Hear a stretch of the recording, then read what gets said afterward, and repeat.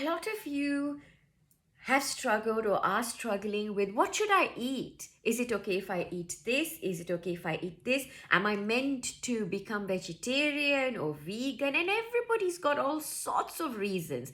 For some of us, it might be our upbringing. For some of us, it might be religion. For some of us, it might be a community, a teaching, right? Each one of us has the reason why we are like this. And then there's a whole load of us who choose to eat particular foods because we are in tune with what our body needs at that particular time, whether it's as a result of a spiritual awakening or not, but you're aware of your own body's intelligence to tell you what it needs, what it requires. Now, the first thing I would like to address is the taboo around eating non-vegetarian food. Okay?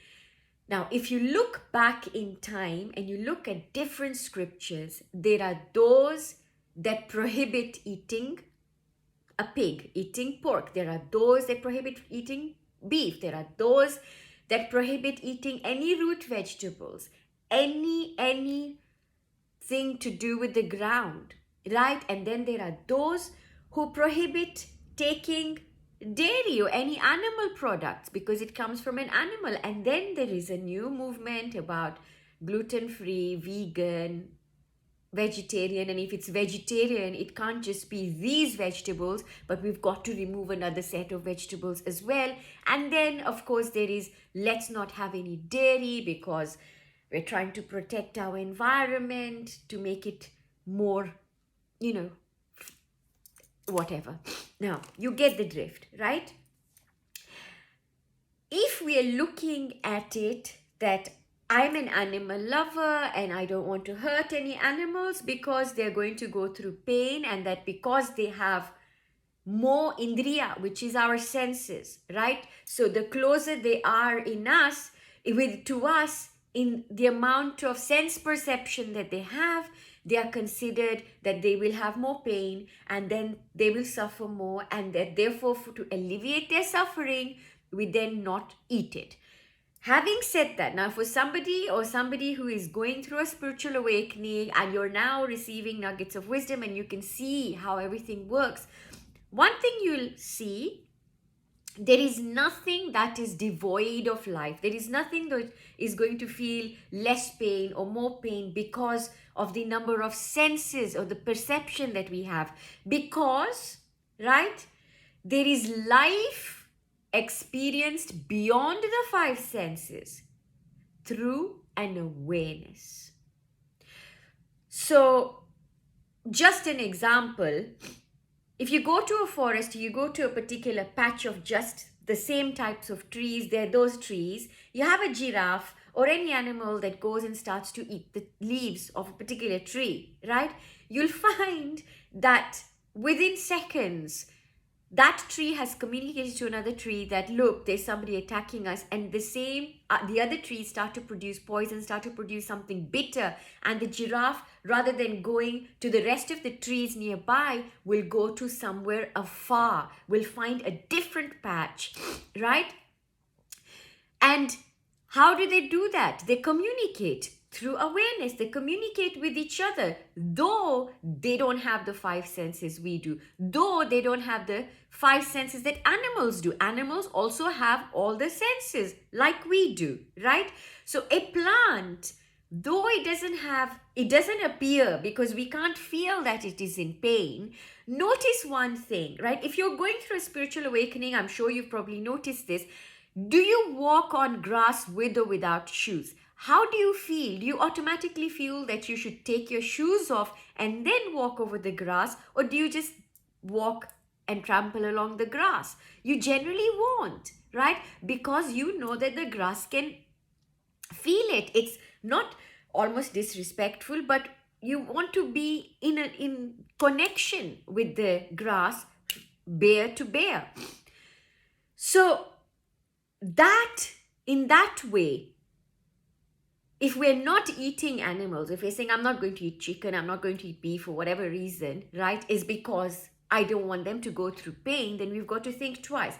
Then the other reason, right, we may think that I don't want to kill, or I don't want this, that eating meat or eating certain foods will make me impure, right? Now, if you think about it, right, what is common to everything that is living?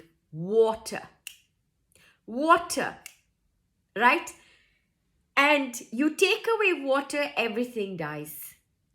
So water, we can say, is the life force of everything. So if you're killing off the water, anything that touches your kitchen vessel is going to kill off that water, right? So you're already killing off the life force.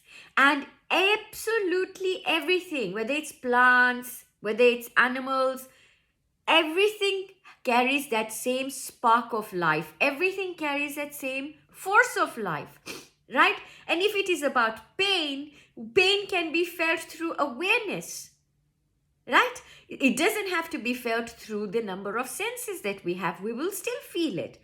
You will still feel it, which is why if you've ever met somebody or seen somebody or heard about somebody who's comatized, right?